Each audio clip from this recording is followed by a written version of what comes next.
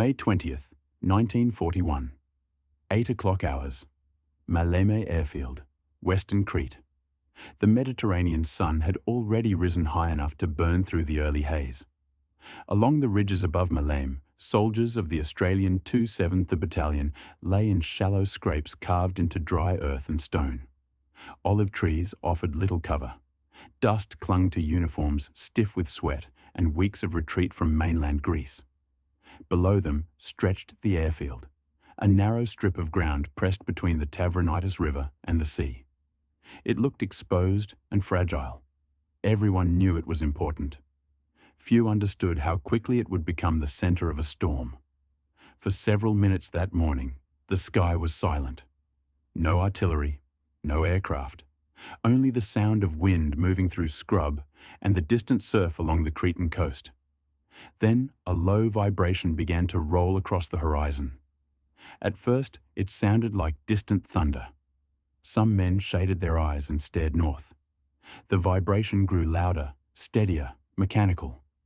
Within moments, the sky filled with dark shapes emerging from the haze. Formation after formation of Junkers Ju-52 transport planes flying in disciplined lines. They kept coming. The air trembled under the weight of engines. The calm morning vanished beneath a metallic roar that seemed to press down on the island itself. Above the transports circled fighter aircraft. Then the shriek began, the unmistakable dive of Stuka bombers. Explosions tore through positions around Maleme. Earth and rock leapt into the air. Communication lines were cut almost immediately. The Australians opened fire as the first planes passed overhead. And then the parachutes appeared. White canopies blossomed across the blue sky in astonishing numbers. Hundreds at first, then thousands. They drifted downward in clusters over the Tavronidis riverbed, over the airfield perimeter, over the hills held by Australian and New Zealand defenders. It was unlike any battlefield most of them had imagined. The enemy was not advancing from the sea. He was not approaching along a road. He was falling from the sky. Machine guns chattered. Rifle fire cracked upward. Tracer rounds arced through sunlight toward descending figures suspended in harnesses. Some parachutes snapped shut mid-air. Bodies dropped hard against rocks and scrub. Others landed awkwardly, scrambling to free themselves under fire. Yet the descent did not stop.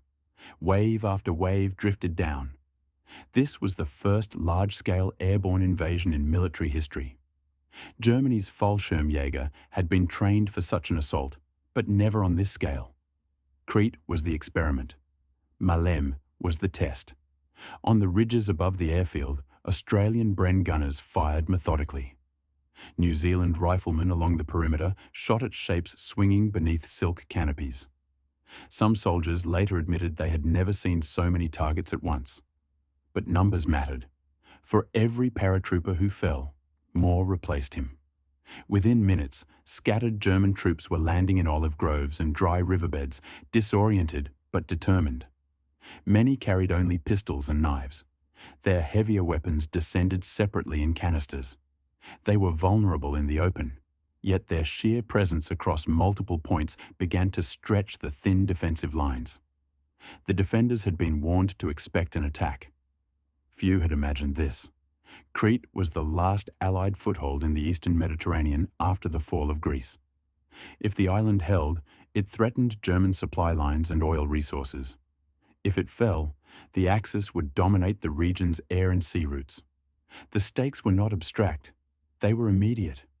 On that clear May morning, Australian and New Zealand troops realized they were witnessing something entirely new in warfare.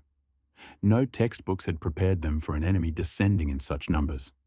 No exercise had simulated a sky filled with parachutes. The battle for Crete had begun. And before the day ended, the island would descend into confusion, isolation, and decisions made in darkness.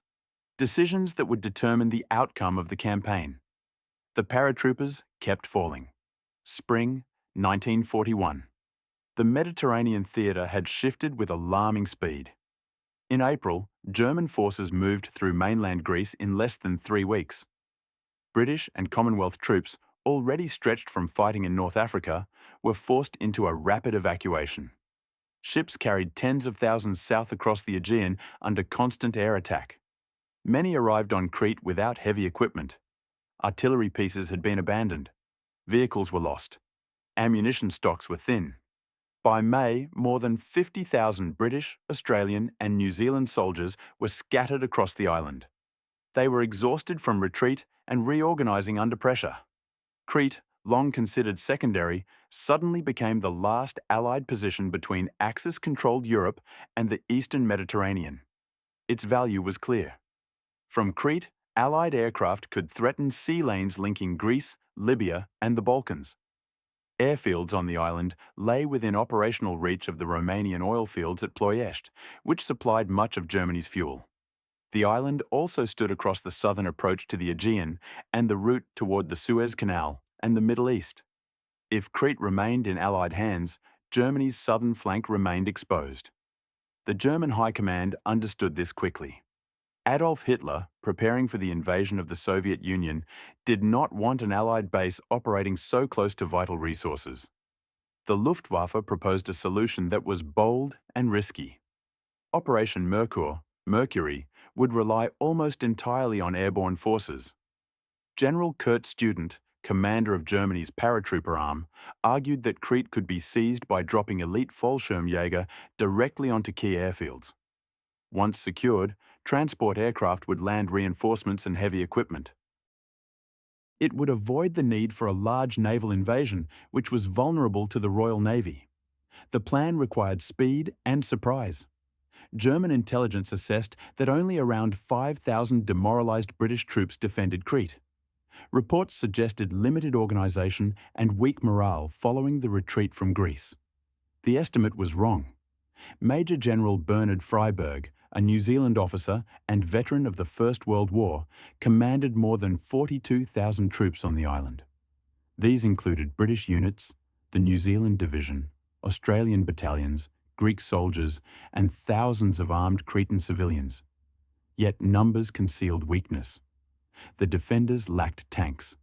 Artillery was scarce and often without sufficient ammunition. Communication equipment had been lost during evacuation. Most critically, there was almost no air cover. The Royal Air Force had withdrawn its remaining aircraft to Egypt after suffering heavy losses. German aircraft now operated freely above Crete. The Allies possessed one significant advantage. British codebreakers had intercepted and decrypted German communications. Through ultra-intelligence, commanders knew that a major airborne operation was planned. They had information on likely drop zones, including Maleme, Rethymno, and Heraklion. However, knowledge did not translate into full preparedness. Some senior officers believed a large-scale airborne assault was unlikely or impractical. Others feared a simultaneous seaborne landing. Defensive forces were dispersed to cover multiple threats. Critical terrain, including high ground overlooking Maleme airfield, was held, but not always reinforced to the level its importance demanded. German planners prepared to drop roughly 22,000 paratroopers and glider troops across several sectors. They would attack in daylight, accepting heavy risk in exchange for coordination and speed. The operation depended on capturing at least one airfield within hours. Without it, reinforcement would be impossible. Both sides faced uncertainty. The Germans underestimated Allied strength. The Allies underestimated German determination. By mid-May 1941, Crete stood at the centre of a strategic calculation far larger than the island itself. It was a contest between innovation and preparedness, between air power and exhausted infantry holding rocky hills above a narrow runway. On May 20th, those calculations collided.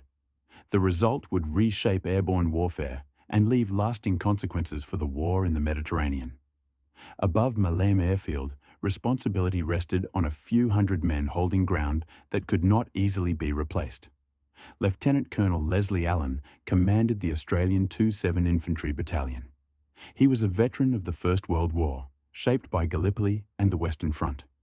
He understood defensive warfare, understood exhaustion, and understood what happened when communication failed under fire.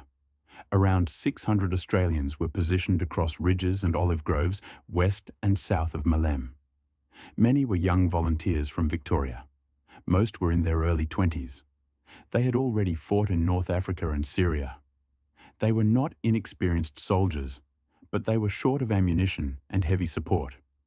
Their positions overlooked the airfield from elevated ground, including areas connected to Hill 107. From there, they could observe the Tavernaitis riverbed and approaches from the west. In theory, it was strong defensive terrain. In practice, it was thinly manned and stretched across difficult ground. On the airfield perimeter itself stood the New Zealand 22nd Battalion, commanded by Colonel Leslie Andrew, a Victoria Cross recipient from the previous war. Andrew had earned his decoration for courage under fire decades earlier. Now he was responsible for the immediate defence of Maleme. His battalion occupied positions around the runway and along the Tavernaitis River. Like the Australians nearby, his men lacked sufficient mortars and anti-tank weapons. Communication lines were fragile, supplies were limited. They had been told to prepare for airborne assault, yet few grasped what scale that assault might reach. Andrew carried the burden of holding the airfield. If it fell, reinforcements could land directly onto Cretan soil. If it held, German paratroopers would remain isolated and vulnerable. Opposite them, among the aircraft crossing the Mediterranean that morning, was Gefreiter Martin Purple of Fallschirmjäger Regiment 1. He was 22 years old, from the Rhineland. Like many in Germany's airborne arm, he believed he belonged to an elite formation. The Fallschirmjäger cultivated a sense of distinction. Training was intense. Physical standards were high.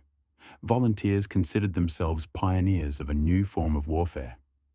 Purple had trained for parachute assault, but had never jumped into combat.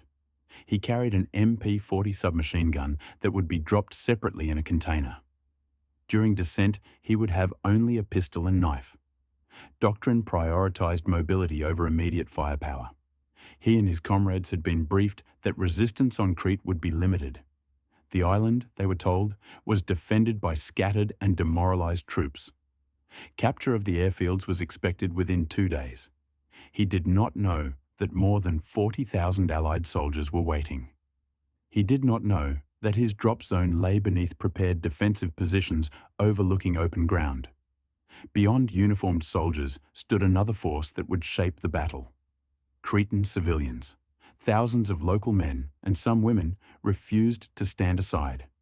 Many possessed old rifles from previous conflicts. Others carried hunting shotguns, pistols, or farm tools. They knew the terrain intimately. German planners did not anticipate widespread civilian resistance. Their participation would blur the line between soldier and civilian. For German troops, it would provoke anger and confusion. For Cretan communities, it would invite severe reprisals. Thus, on May 20th, professional armies and local inhabitants converged on the same narrow strip of land. Veterans of one world war commanded young volunteers in another. German paratroopers prepared to descend into what they believed would be a swift operation. Civilians watched aircraft darken the sky above their fields. Each side carried its own expectations. Within hours, those expectations would collide with reality. May 20th, 1941. 8:15 hours. As the first German paratroopers stepped from their Ju-52 aircraft at barely 300 to 400 feet above the ground, the scale of miscalculation became clear. The hills were alive with gunfire. Tracers cut through the air in bright arcs. Rifle shots cracked upward from concealed positions. Machine gun bursts tore through descending formations. The assumption of light resistance collapsed within seconds. Paratroopers were at their most vulnerable during descent. Suspended in harnesses, unable to maneuver quickly, they drifted slowly toward open ground. Some were hit before their parachutes fully opened. Others were struck mid-air, their canopies collapsing as bodies dropped heavily into riverbeds and olive groves. Martin Pöppel's group descended over the Tavernaitis River. He saw men spinning downward after being hit. One chute caught fire from tracer rounds. Another soldier struck a stone embankment and did not move. The doctrine that separated weapons from the men now revealed its flaw. The Fallschirmjäger landed with pistols and knives. Rifles and machine guns were contained in color-marked canisters scattered across the landscape. Survivors had to locate those containers under sustained fire. Many never reached them. Across Malem, Australian Bren gunners and New Zealand riflemen fired steadily. From elevated ground, they observed the drops clearly. Some later described the descent as resembling a training exercise, except that each figure carried a weapon and the outcome was fatal. Within 30 minutes, hundreds of German paratroopers lay dead or wounded. But the aircraft kept arriving. New waves descended into the same fire-swept zones.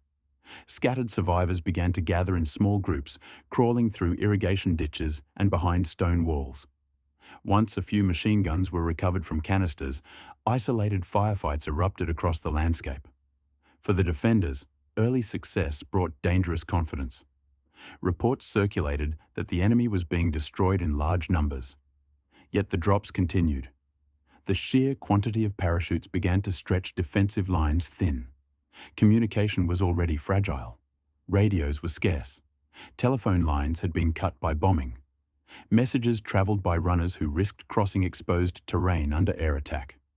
Colonel Andrews' New Zealand battalion along the airfield perimeter faced increasing pressure from the Tavronidis riverbed.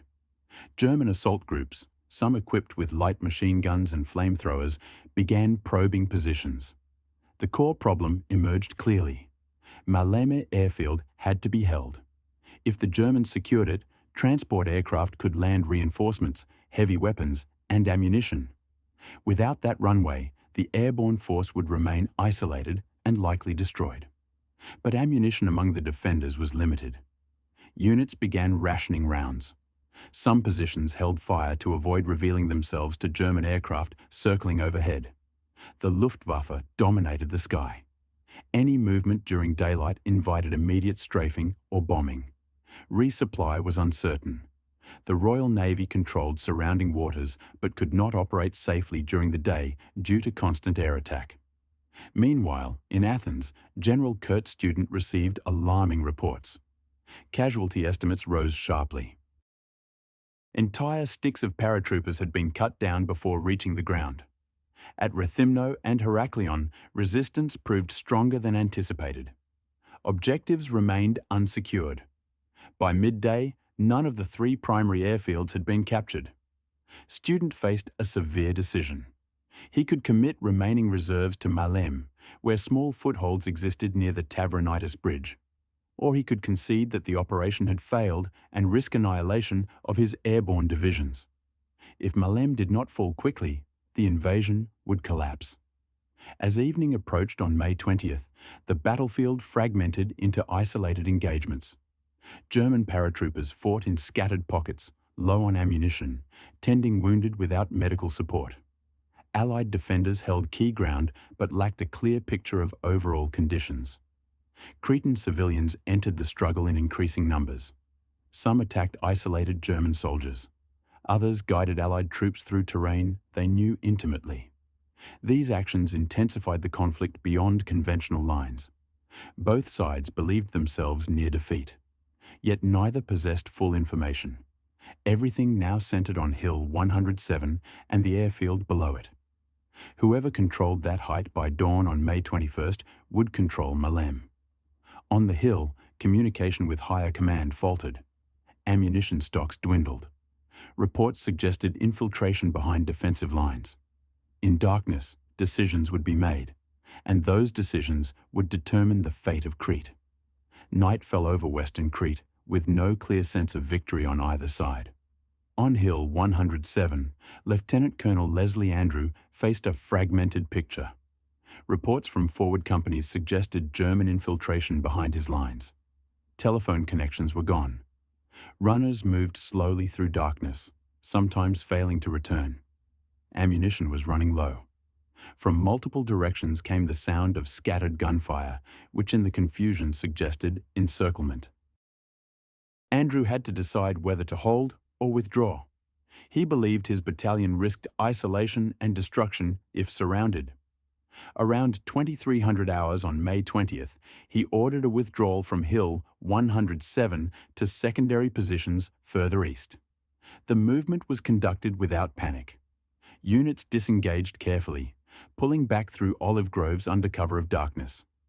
But the high ground overlooking Malem airfield was left unoccupied. By 0300 hours on May 21st, German patrols cautiously approached the hill. Expecting resistance, they advanced slowly. Instead, they found empty trenches and abandoned firing points. Officers hesitated before committing men forward, uncertain whether it was a trap. As dawn approached, German troops realized that Hill 107 was open.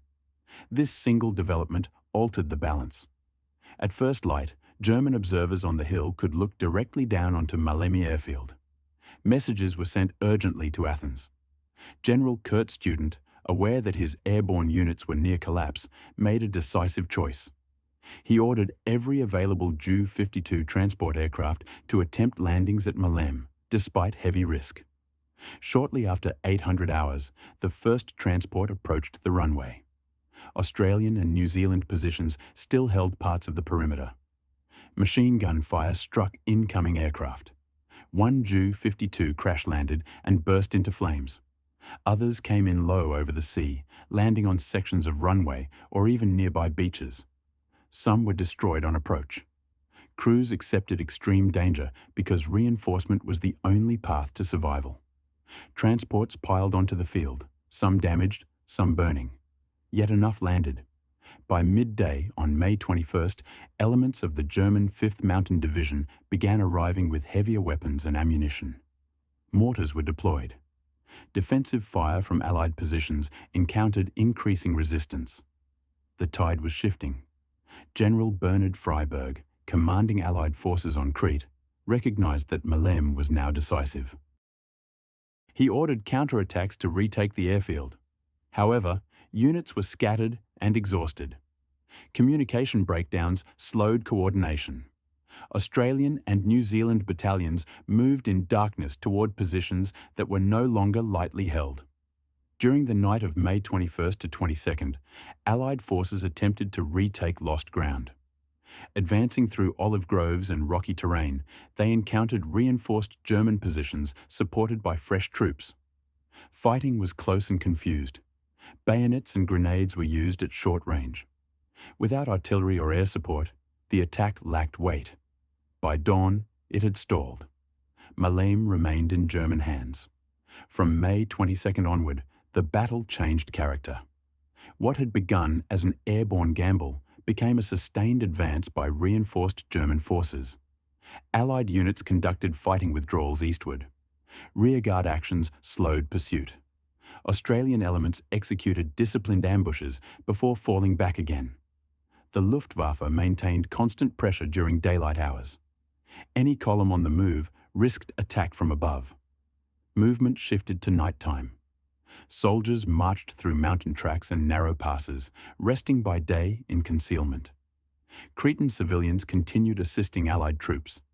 Some hid wounded soldiers. Others engaged in sporadic attacks against German patrols. German reprisals followed. Villages suspected of aiding resistance were burned. Executions occurred in several areas as occupation measures hardened. By May 27th, Allied forces had retreated toward the southern coast near Sfakia. Orders arrived authorizing evacuation. The Royal Navy would attempt to remove as many troops as possible under cover of darkness. The decision was painful. Not all could be saved. Over successive nights, destroyers and cruisers approached beaches, loaded soldiers quickly, and withdrew before daylight. German aircraft attacked during morning hours. Several Royal Navy ships were sunk or damaged in the process. Approximately 17,000 Commonwealth troops were evacuated. Thousands more remained behind. The initial airborne disaster had been reversed by a single opportunity seized at Malem. The cost to Germany was severe. Casualties among the Fallschirmjäger were heavy, and elite units were depleted. Yet the airfield held, and with it, the fate of Crete was sealed. May 20th, 1941. Late afternoon. While the struggle for Hill 107 would determine the wider outcome, the fiercest fighting of the first day centered on a narrow concrete span across the dry Tavronitis riverbed. The Tavronitis Bridge controlled the western approach to Malmö airfield. If German forces secured it, they could move men and equipment directly toward the runway. If the defenders held it, airborne units west of the river would remain cut off. At 8 o'clock that morning, assault gliders carrying Major Walter Koch's detachment crash landed near the bridge. The landing was violent. Several gliders broke apart on impact. Casualties were immediate. Survivors fought their way out under fire from New Zealand positions overlooking the river. The objective was simple and brutal: seize the bridge intact. Throughout the day, small groups of Fallschirmjäger attempted to consolidate around the crossing. Many had landed far from planned zones. Some crawled through scrub and irrigation channels to reach the river. Others were cut down in open ground by rifle and machine gun fire. Among them was Martin Purple. He had survived his descent and located his weapon container after minutes that felt much longer. With a handful of others, he moved cautiously toward the sound of sustained fighting near the bridge. The air was thick with dust and smoke. Wounded men lay exposed in shallow depressions, calling for assistance that rarely came. Australian and New Zealand defenders had positioned machine guns to sweep the approaches. Attempts to cross the open bridge deck were met with concentrated fire. German bodies accumulated near its edges. The fighting narrowed to meters. Grenades were exchanged across short distances. At one point, a German flamethrower team advanced under covering fire and forced a New Zealand position to withdraw. Moments later, the flamethrower operator was shot. Commanders on both sides struggled to maintain control. Units were fragmented. Orders traveled by voice or gesture. The battlefield noise, aircraft overhead, sporadic bombing, small arms fire, blurred perception. By late afternoon, German numbers around the bridge slowly increased. Not through a coordinated push, but through scattered survivors converging on the same objective. A machine gun team managed to establish a position on the eastern bank. From there, suppressive fire allowed additional men to cross. Around 17:30 hours, pressure intensified on the defenders. Ammunition stocks were thinning. Communication with higher headquarters remained unreliable.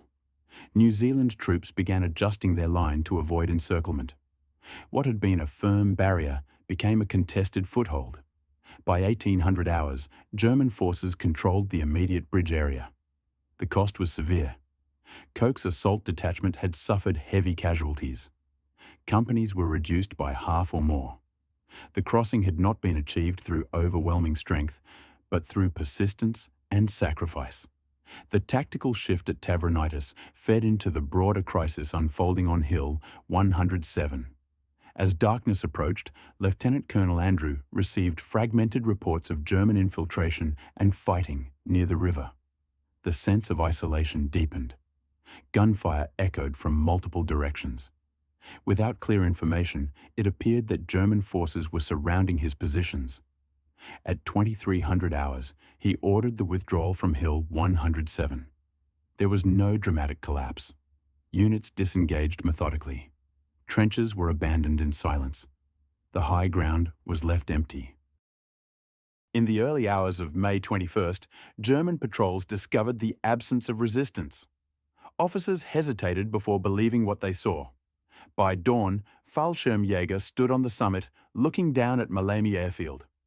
From that vantage point, they could observe movement and direct fire. At 8:15 hours, the first Ju-52 transport attempted to land. Australian gunners still covering parts of the field opened fire. One aircraft crashed and burned. Others followed. Some landed damaged. Pilots accepted extreme losses because reinforcement was essential. Transports piled onto the strip. Smoke rose from wreckage. Yet men disembarked with ammunition and heavier weapons. By midday, the 5th Mountain Division began reinforcing German positions. The moment had passed. Lieutenant Colonel Andrew learned at first light that Hill 107 was occupied. He requested permission to counterattack. Higher command declined, judging the position too exposed to immediate recovery. Through binoculars, defenders watched aircraft land in increasing numbers. The climax of the battle did not unfold in a single dramatic charge.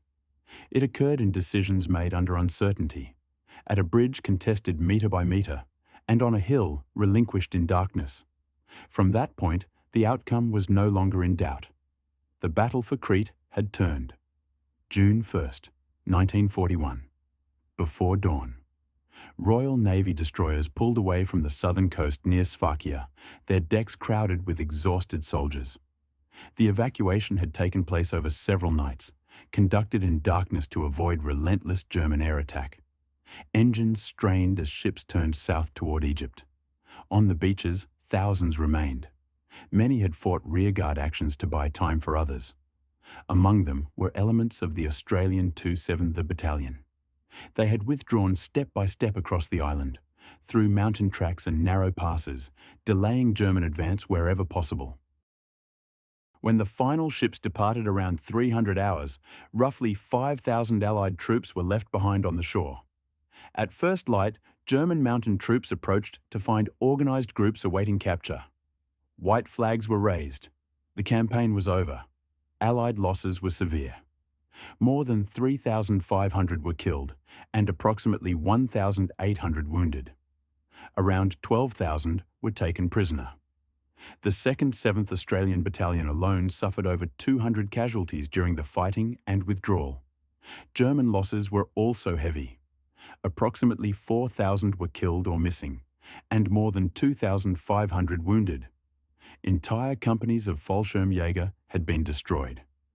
The 7th Flieger Division, central to the airborne assault, was reduced to a fraction of its original strength. The Royal Navy paid a high price for the evacuation. Several cruisers and destroyers were sunk under sustained air attack. Thousands of sailors were killed or injured in the process of rescuing ground forces. Cretan civilians suffered deeply.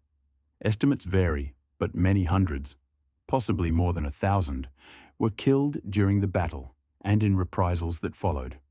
For individual commanders, Crete left lasting consequences. Lieutenant Colonel Leslie Andrew was evacuated to Egypt. Debate over his decision to withdraw from Hill 107 continued for decades. Some argued he acted reasonably under incomplete information.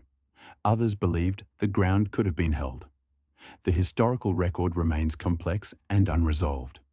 General Bernard Freyberg faced criticism for the coordination of the defense and for not fully exploiting intelligence about the German plan.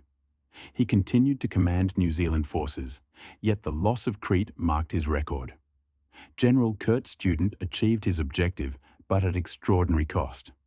When casualty reports reached Adolf Hitler, the scale of airborne losses shocked the German leadership. Hitler reportedly concluded that large-scale parachute assaults were too expensive to repeat.